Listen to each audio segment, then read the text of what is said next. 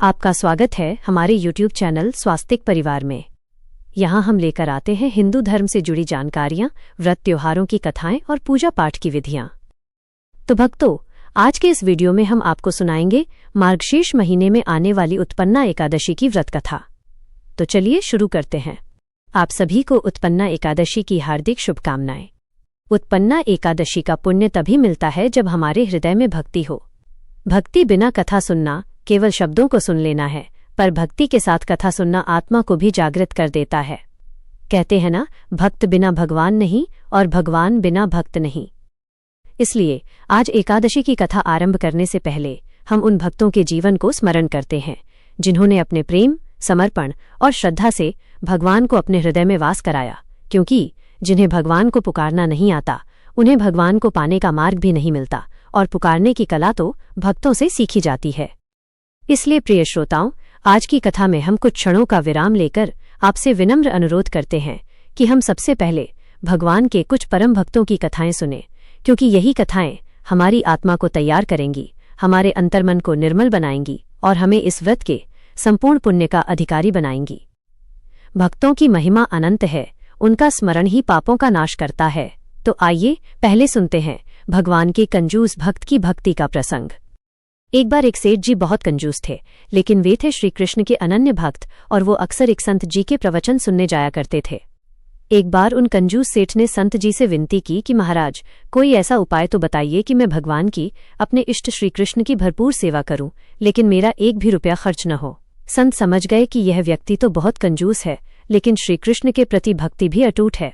तो उसकी भक्ति और श्रद्धा देखकर संत जी महाराज ने उसे एक अद्भुत उपाय सुझाया। संत जी कहने लगे कि तुम श्री कृष्ण की प्रतिदिन मानसिक पूजा किया करो। मन में ऐसा विचार करो कि तुम उनके श्री विग्रह को स्नान करवा रहे हो, उन्हें बहुमूल्य सुंदर वस्त्र धारण करवा रहे हो और फिर उनका उत्तम श्रृंगार कर रहे हो। इसके बाद उनको बढ़िया से बढ़िया भोग भी अर्पित कर रहे हो। इस विधि से तुम्हारा काम हो जाएगा। एक तो तुम्हारा एक भी पैसा खर्च नहीं होगा, दूसरा तुमको अपने आराध्य की भक्ति और सेवा दोनों का आनंद भी आएगा। संत महाराज मुस्कुराते हुए बोले, ये मानसिक पूजा है, लेकिन इसमें कोई कंजूसी बिल्कुल मत करना। संत की बात मानकर श्री कृष्ण की अब मानसिक पूजा आरंभ कर दी।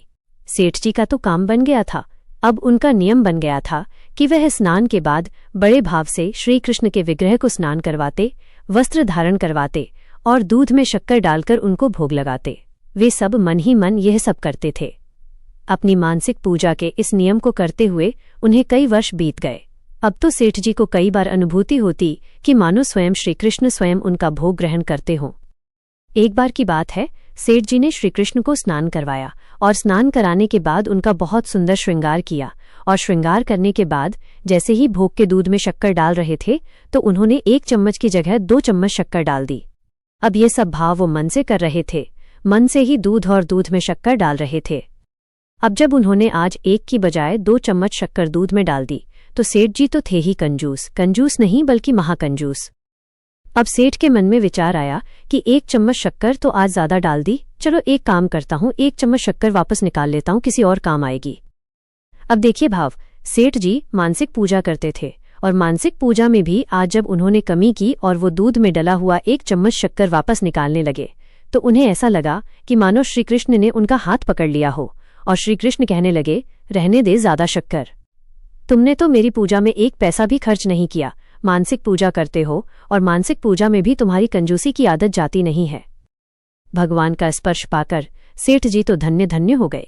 प्रभु के स्पर्श का एहसास उनके लिए अकल्पनीय था। उनके नेत्रों से आंसू बहने लगे। उन्होंने अब अपनी मानसिक पूजा के बल पर ही तो भगवान के दर्शन पा लिए थे। इसीलिए तो कहते हैं, भगवान तो बस भक्तों के अधीन होते हैं और भाव के भूखे होते हैं, फिर आप उनसे चाहे कुछ भी करवा सकते हैं। श्री कृष्ण के भक्त रसखान के बारे में तो आप सभी ने सुना होगा। उनके बारे में ऐसा कहा जाता है कि एक बार रसखान जी अपने उस्ताद के साथ मक्का मदीना जा रहे थे। रसखान जी के उस्ताद कहने लगे, रास्ते में आगे हिंदुओं का तीर्थ वृंदावन आने वाला है और वहां के बारे में कहा जाता है कि वहां पर एक काला नाग रहता है जो लोगों को डस लेता है। इसलिए रसखान, तुम वहां पहुंचने पर आगे पीछे दाएं बाएं मत देखना, नहीं तो वो काला नाग डस लेगा। तो बस सीधे मेरे पीछे पीछे चलते रहना। उस्ताद की बात सुनकर रसखान जी के मन में इच्छा जागृत हो गई कि क्या वो काला नाग मुझे नजर आएगा। अब जैसे ही वृंदावन पहुंचे, उस्ताद ने एक बार फिर से चेताया कि रसखान इधर उधर कहीं नहीं देखना, सीधे मेरे पीछे पीछे आना, और रसखान जहां पर रहना ध्यान से रहना, ध्यान रखना यहां पर काला नाग रहता है। इधर लीलाधारी श्रीकृष्ण की लीला शुरू हो गई। रसखान जी तो थे ही भक्त। रसखान जी को कभी दाएं से तो कभी बाएं से बांसुरी की मधुर धुन सुनाई देने लगी। अभी बांसुरी की धुन से ही वशीभूत हो रहे थे कि इतने में पायल की छन छन झंकार भी सुनाई देने लगी। उस्ताद ने तो कह रखा था कि दाएं बाएं आगे पीछे कहीं मत देखना, नहीं तो काला नाग नजर आएगा। अब दाएं बाएं तो छोड़ो, रसखान जी तो चारों ओर घूम घूम कर देखने लगे, कोई दिखाई ही नहीं दे रहा था। जैसे ही यमुना जी के किनारे पहुंचे, श्रीकृष्ण के साथ साथ राधा रानी की मधुर छवि देखकर वे भाव विभोर हो गए, अपने शरीर की सुध-बुध खो बैठे। उस परम मनोहर छवि को देखकर वे बोरा गए थे। दर्शन देकर युगल जोड़ी तो अंतर्ध्यान हो गई, लेकिन अब रसखान जी की हालत बुरी हो गई। वे जगह जगह उन्हें ढूंढते फिर रहे थे। उधर उस्ताद जी को जब थोड़ी दूर जाकर ध्यान आया कि रसखान तो पीछे रह गया। जब वे वापस वहां लौटे तो रसखान जी की हालत देखकर समझ गए कि इसे काले नाग ने डस लिया है। अब जब रसखान जी को इधर चेतना आई तो वहीं प्यारी युगल जोड़ी को चारों ओर ढूंढने लगे और सबसे पूछने लगे कि वो सांवला सलोना अपनी बेगम के साथ कहाँ रहता है। किसी भक्त ने उनको श्रीकृष्ण के मंदिर का पता बता दिया, लेकिन दूसरे धर्म के होने के कारण उनको मंदिर में प्रवेश नहीं मिला, तो वह भूखे प्यासे 3 दिन तक मंदिर के बाहर ही पड़े रहे। कहते हैं कि तीसरे दिन स्वयं श्रीकृष्ण दूध और भात का कटोरा लेकर उन्हें खिलाने आए थे। सुबह लोगों ने जब बिहारी जी के चांदी का कटोरा रसखान जी के पास देखा और उनके मुंह पर दूध भात लगा देखा तो रसखान जी के चरण रज को माथे से लगाने लगे। रसखान जी ने श्रीकृष्ण की भक्ति में बहुत सारे पद लिखे हैं। उनका श्रीकृष्ण के भक्त कवियों में विशेष स्थान है। रसखान जी ने कहा है, मानुष हो तो वही रसखान बसो मिली गोकुल गांव के गारन। जो पशु हो तो कहा, बस मेरो चरो नितनंद की धेनु मझारन। पाहन हो तो वही गिरी को जो धरियो कर छत्र पुरंदर धारण। जो खग हो तो बसेरो करो मिली कालिंदी कूल कदम्ब की डारन। यह थी आज की कथाएं। सभी प्रेम से बोलिए, भक्त कंजूस सेठ की जय। जय भक्त रसखान कवि की जय। उत्पत्ति अर्थात उत्पन्ना एकादशी का व्रत हेमंत ऋतु में मार्गशीर्ष मास के कृष्ण पक्ष की एकादशी को करना चाहिए और इस पावन व्रत की कथा इस प्रकार है। एक बार युधिष्ठिर महाराज ने भगवान श्रीकृष्ण से पूछा, हे भगवन, पूर्णिमाई एकादशी तिथि कैसे उत्पन्न हुई? इस संसार में ये क्यों पवित्र मानी गई तथा देवताओं को कैसे प्रिय हुई? तब श्री भगवान बोले, कुंती नंदन, प्राचीन समय की बात है। सतयुग में मुर नामक एक दानव रहता था। वह बड़ा ही अद्भुत, अत्यंत रौद्र और संपूर्ण देवताओं के लिए भयंकर था। उस काल रूपी दुरात्मा महाअसुर ने देवराज इंद्र को भी जीत लिया था। संपूर्ण देवता उससे परास्त होकर स्वर्ग से निकाले जा चुके थे और शंकित तथा भयभीत होकर पृथ्वी पर विचरा करते थे। एक दिन सभी देवता महादेव जी के पास गए। वहां इंद्र ने भगवान शिव के आगे सारा हाल कह सुनाया। तब देवराज इंद्र बोले, हे महेश्वर, ये देवता स्वर्गलोक से निकाले जाने के बाद पृथ्वी पर विचर रहे हैं। मनुष्यों के बीच रहना इन्हें शोभा नहीं देता। हे देव, कोई तो उपाय बतलाइए। देवता किसका सहारा लें? तब महादेव जी ने कहा, देवराज, जहां सबको शरण देने वाले, सबकी रक्षा में तत्पर रहने वाले जगत के स्वामी भगवान गरुड़ ध्वज विराजमान हैं, वहां जाओ, वही तुम लोगों की रक्षा करेंगे। भगवान श्री कृष्ण कहते हैं, हे युधिष्ठिर, महादेव जी की यह बात सुनकर परम बुद्धिमान देवराज इंद्र संपूर्ण देवताओं के साथ क्षीर सागर में गए, जहां भगवान गदाधर सो रहे थे। इंद्र ने हाथ जोड़कर उनकी स्तुति की। इंद्र बोले, हे देवदेवेश्वर, आपको नमस्कार है। देव, आप ही पति, आप ही मति, आप ही कर्ता और आप ही कारण हैं। आप ही सब लोगों की माता और आप ही इस जगत के पिता हैं। देवता और दानव दोनों ही आपकी वंदना करते हैं। हे पुंडरीकाक्ष, आप तो दैत्यों के शत्रु हैं। हे मधुसूदन, हम लोगों की रक्षा कीजिए। प्रभु, हे जगन्नाथ, अत्यंत उग्र स्वभाव वाले महाबली मुर नामक दैत्य ने इन संपूर्ण देवताओं को जीतकर स्वर्ग से बाहर निकाल दिया है। भगवन, देव देवेश्वर, शरणागत वत्सल, सभी देवता भयभीत होकर इस समय आपकी शरण में आए हैं। दानवों का विनाश करने वाले कमल नयन, हे भक्त वत्सल, देव देवेश्वर, हे जनार्दन, हमारी रक्षा कीजिए भगवन। शरण में आए हुए देवताओं की सहायता कीजिए। इंद्र की बात सुनकर तब भगवान विष्णु बोले, देवराज, यह दानव कैसा है? उसका रूप और बल कैसा है और उस दुष्ट के रहने का स्थान कहाँ है? तब देवराज इंद्र बोले, देवेश्वर, पूर्व समय में ब्रह्मा जी के वंश में तालजंख नामक एक महान असुर उत्पन्न हुआ था, जो कि अत्यंत भयंकर था। उसका पुत्र मुर दानव के नाम से विख्यात है। वह भी अत्यंत उत्कट, महापराक्रमी और देवताओं के लिए भयंकर है। चंद्रावती नाम से प्रसिद्ध एक नगरी है, उसी में स्थान बनाकर वो रहता है। उस दैत्य ने तो समस्त देवताओं को परास्त करके उन्हें उनके ही स्वर्गलोक से बाहर कर दिया है। उसने एक दूसरे ही इंद्र को स्वर्ग के सिंहासन पर बिठा दिया है। अग्नि, चंद्रमा, सूर्य, वायु और वरुण भी उसने दूसरे ही बना लिए हैं। जनार्दन, मैं सच्ची बात बता रहा हूँ, उसने सब कोई दूसरे ही कर लिए हैं। देवताओं को तो उसने उनके प्रत्येक स्थान से ही वंचित कर दिया है। इंद्र की यह बात सुनकर भगवान जनार्दन को बड़ा क्रोध आया। उन्होंने देवताओं को साथ लेकर चंद्रावती नगरी में प्रवेश किया। भगवान गदाधर ने देखा कि दैत्यराज बारंबार गर्जना कर रहा है और उससे परास्त होकर संपूर्ण देवता 10 दिशाओं में भाग रहे हैं। अब वो दानव भगवान विष्णु को देखकर बोला, खड़ा रहे, खड़ा रहे। उसकी ये ललकार सुनकर भगवान के नेत्र क्रोध से लाल हो गए। वे बोले, अरे ओ दुराचारी दानव, मेरी इन भुजाओं को देख। ऐसा कहकर श्री विष्णु ने अपने दिव्य बाणों से सामने आए हुए दुष्ट दानवों को मारना आरंभ कर दिया। दानव भय से विवल हो उठे। पांडुनंदन, इसके पश्चात श्री विष्णु ने दैत्य सेना पर चक्र का प्रहार किया। उससे छिन्न भिन्न होकर सैकड़ों योद्धा मौत के मुख में चले गए। इसके बाद भगवान मधुसूदन बद्रिका आश्रम को चले गए। वहां सिंहावती नाम की गुफा थी जो 12 योजन लंबी थी। हे पांडुनंदन, उस गुफा में एक ही दरवाजा था। भगवान विष्णु उसी में जाकर सो गए और वो दानव मुर, वो तो भगवान को मार डालने के उद्योग में उनके पीछे पीछे ही लगा हुआ था। इसलिए उसने भी उसी गुफा में प्रवेश किया। वह भगवान को सोते देख उसे बड़ा हर्ष हुआ। उसने सोचा, ये दानवों को भय देने वाला देवता है, इसलिए मैं निसंदेह इसे मार डालूंगा। हे युधिष्ठिर, दानव के इस प्रकार विचार करते ही भगवान श्री विष्णु के शरीर से एक दिव्य कन्या प्रकट हुई, जो बड़ी ही रूपवती, सौभाग्यशालिनी और दिव्य अस्त्र शस्त्रों से सुसज्जित थी। वह भगवान के तेज के अंश से उत्पन्न हुई थी। उसका बल और पराक्रम महान था।